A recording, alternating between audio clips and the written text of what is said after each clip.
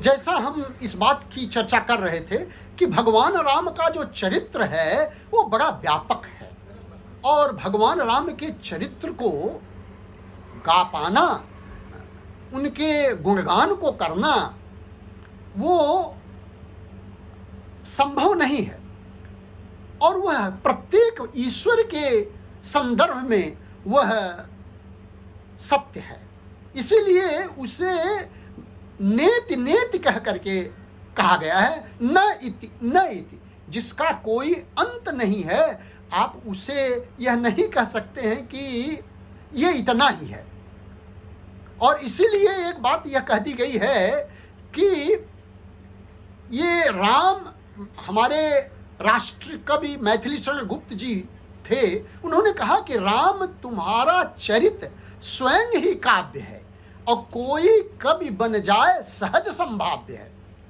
भगवान राम का चरित्र इतना व्यापक है कि कोई भी व्यक्ति उसका गुणगान कर देगा और अपने अपनी भावनाओं के अनुकूल वह ईश्वर को समझ लेगा।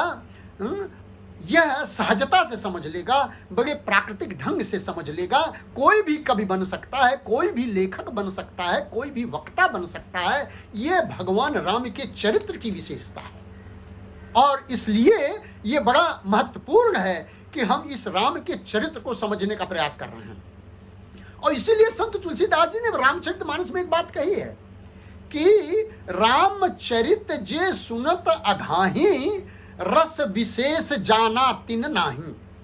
जिन्होंने राम का चरित्र सुनने के बाद संतुष्टि प्राप्त कर ली कि बस अब तो मैं समझ गया, तो उसके लिए संत कहते हैं कि इसका मतलब कि वह रस पाया ही नहीं, वो समझ ही नहीं पाया है कि क्या है। ये वैसे ही है जैसे कोई शरबत जब हम बहुत ज्यादा प्यासा हो हमारे सामने रख दिया जाए तो व्यक्ति ऐसे घटाघट पीता चला जाता है और बाद में जब उससे पूछ दिया जाए कि भाई ये शरबत किसका रहा, तो बोलता है कि भाई मैं तो इतना प्यासा था कि घटाघट पी गया, मुझे स्वाद ही नहीं मिला।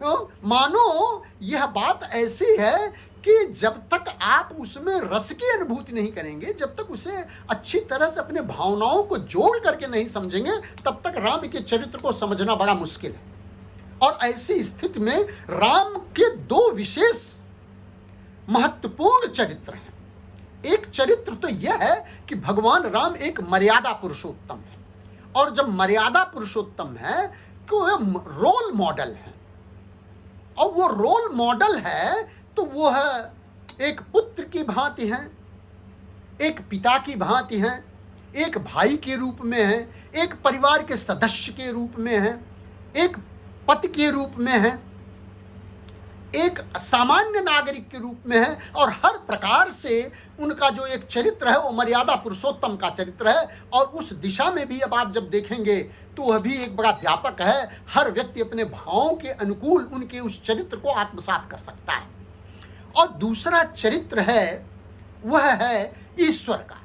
भगवान राम ईश्वर है, ब्रह्म है और उन ईश्वर को जानना वो सहज रूप में, सगुण रूप में अवतार लिए हुए हैं। तो ये हमारे युगों की परंपरा चली आई है कि भगवान अवतरित होता है, वह ईश्वर का रूप धारण करता है।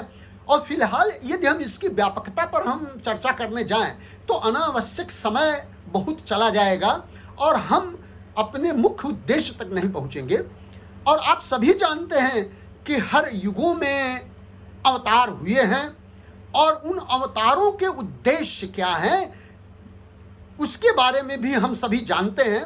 और गीता का यह श्लोक जो अभी गोविंद जी ने कहा, ये अपने आप में बड़ा प्रासंगिक है कि, और हम आप सभी जानते हैं कि जब यह बात कृष्ण भगवान से अर्जुन ने कहा तो अर्जुन को इसका उत्तर कृष्ण भगवान ने यही दिया कि यदा यदा हि धर्मस्य ग्लानिर्भवति भारत अभ्युत्थानम धर्मस्य तदात्मानं सृजाम्यहम् परित्राणाय साधूनां विनाशाय च दुष्कृतां धर्म संस्थापनार्थाय संभवामि युगे युगे। हम साधु जनों की रक्षा के लिए और जो दुर्जन हैं उनको समाप्त करने के लिए हर युग में पैदा होते हैं। मानो ईश्वर के अवतार की जो कथा है उस अवतार का जो मुख्य कारण है यह एक गीता में प्रस्तुत किया गया है। किंतु जब हम इसे रामचरितमानस के संदर्भ में देखते हैं तो रामचरितमानस में थोड़ा सा इससे एक अलग प्रस्तुतिकरण है संत तुलसीदास जी का। और ये रामचरितमानस जो है, रामायण जो है, वो पार्वती का और शंकर का संवाद है।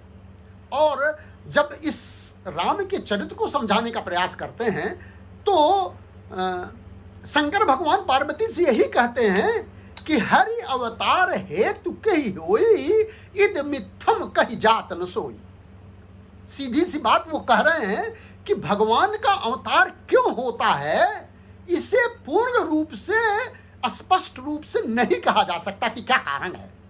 अब ये बड़ी विचित्र बात है ये दोनों चीज। यद्यपि वो जो बात गीता में भगवान कृष्ण ने अर्जुन को कही उस बात को भी कहा है कि वह एक कारण है, और उसको रामचरितमानस में उसका अनुवाद संत तुलसीदास जी ने कह दिया है कि जब जब होई धर्म कई हानि, बाढ़हि असुर अधम अभिमानी, तब तब प्रभु धरि मनुज शरीरा, हनहि कृपा निधि सज्जन पीरा। उसी का एग्जैक्ट ट्रांसलेशन किया है। लेकिन इसके पहले वाली लाइन में ये बात कह दी है कि ईश्वर का अवतार क्यों होता है, इसका कारण क्या है, ये कहना बड़ा मुश्किल है। तो ईश्वर है भगवान राम, हम इस पर जो चर्चा करने वाले हैं। मैं मूलभूत रूप से केवल दो बातें आप सबको बता देना चाहता हूं। इसमें किसी को ये बताने की आवश्यकता नहीं कि भगवान राम ईश्वर हैं। उन्होंने सगुण अवतार लेकर के एक मर्यादा पुरुषोत्तम का चरित्र किया, किंतु वो भगवान थे, अवतार लिए। हमारे सामने दो प्रश्न हैं, और वो दो प्रश्न हैं कि पहला प्रश्न यह है कि हम ईश्वर है, कोई अवतार आ गया है, वह क्यों आ गया है, इस बात को हम समझे, उसका कारण क्या है, और ईश्वर का अवतार होता क्यों है।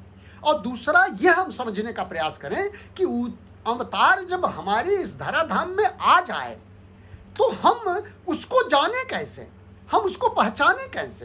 ये बड़ी महत्वपूर्ण दो बातें हैं, और इन्हीं दो बातों पर मैं चर्चा करूंगा, जिससे कि आपका समय भी समय के अंतर्गत हमें बात करना है। तो हम ये बताना चाहते हैं कि एक बात तो ये है कि उसका कारण क्या है।